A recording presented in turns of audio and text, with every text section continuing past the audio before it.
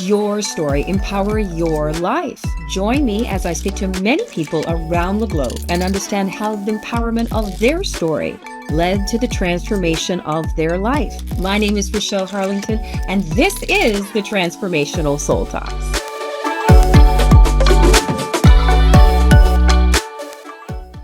This podcast is sponsored by Campground TBD. Hi, I'm Misty Lee at Campground TBD and my favorite nonprofit, Hayden's Ray. Sometimes we need to fast from society, fast from our relationships, fast from our distractions, fast from the things that are clouding our mind from clarity that may be causing frustration or doubt. Fasting is a beautiful way to do that, and you don't have to give up food unless you want to. At Campground TBD, we offer a safe space in nature for you to come and fast from what you want to, be filled with organic nourishment, body, mind, and soul. Can't wait to see you here at campgroundtbd.com. Hi, I'm Rochelle, and welcome to the Transformational Soul Talks. Now, when we talk about personal transformation, our journey, some people talk about their physical transformation. They even may talk about the divine timing of things that change, that transform their lives. But sometimes we don't always want to touch on our childhood. Our childhood creates who we are. It forms our opinions, and it presents us to who we show up in this reality. Well, my wonderful guest today wrote an incredible book. She is an author, and I got the chance to read this incredible book called No Straitjacket Required. She started this book and she wrote it courageously, sharing her traumatic journey through abuse, undiagnosed mental illness, alcoholism, unimaginable deaths, darkness of multiple suicide attempts with unflinching honesty and vulnerability, and some humor, of course, thrown in there. And she says here, it takes the readers into the very depths of their struggles and the long, grueling climb back to a life of gratitude, love, and purpose. Her story is not just one of survival, but of true transformation. So I love that you are here today. I want to welcome my wonderful guest, Victoria Snodgrass, all the way from Florida, USA. Thank you. Thank you. It's a pleasure to be here with you, Rochelle. So I'm very excited because I read this book and it was very moving. There is a lot of stuff in there that is, you think, gosh, yeah, I can relate to some of this. And you put it all in the book. Everything. And if I may just, I'm going to pull bits from the book, but even just the part of your sister getting hit by a car and then you going through the sexual abuse and then having to just suppress all of that and continuously going at a child, even the dog attacking you and everybody just kind of like, oh, well, she got bit by the dog. We'll just clean her up and, move on. Mm-hmm. Nobody looks at the trauma. And maybe it's, I'm going to say, maybe it's, that generation of, it's just like kind of that British thing they say, stiff upper lip, just keep moving on. Don't worry about it. But it just suppresses and it piles on and it piles on. I guess my question here is why? Why did you choose to write this book?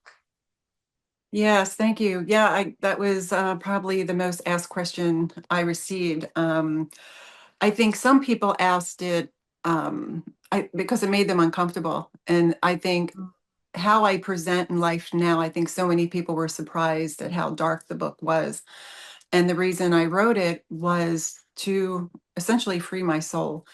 It was something that had been lurking inside of me for all these years since I was a little girl, since the trauma really started at age 8, I would say. And I know the cause of my quote unquote mental illness and my spiraling out of control, and then eventually that leading me into addiction, was from holding all that in.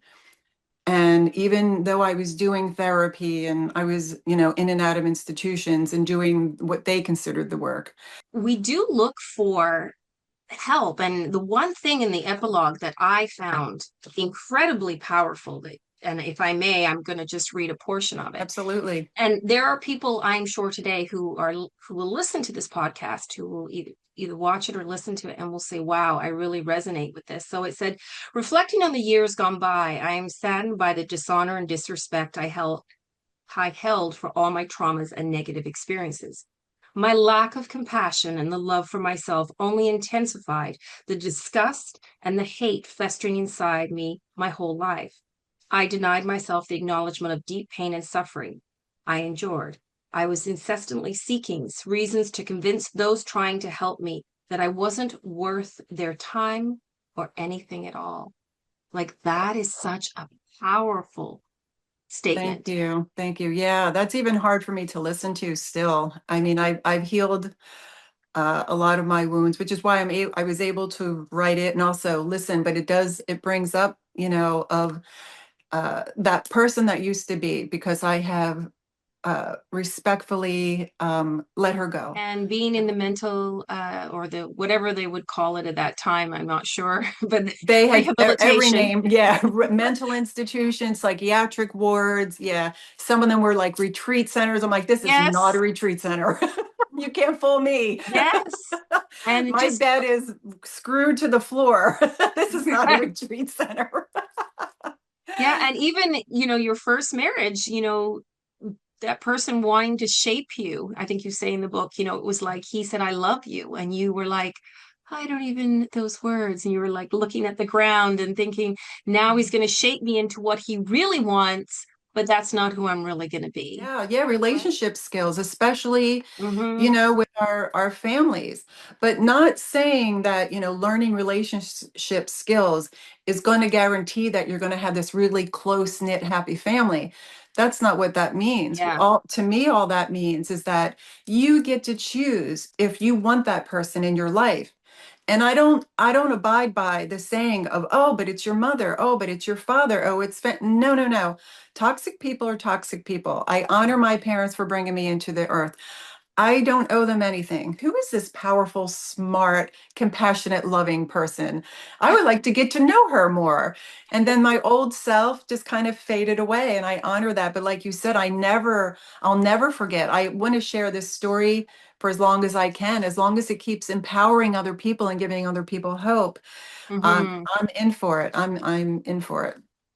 So you're moving to New Mexico, and you've started this empowering coaching where you're supporting women who've gone through something very similar, which is incredible. So what outside of writing another book, are you looking at? Right now, this move is, I've had a few curveballs with this move, but right now that's what I've been focused on. I am being so challenged right now. It's unbelievable, but I am so thankful. I mean, it was making me teary-eyed yesterday because unexpected events have arrived, and I look at this is where I get to use the old version of me Yes. and see what a bridge. The old version of me was a bridge to this powerful, confident person I am now, brave and courageous.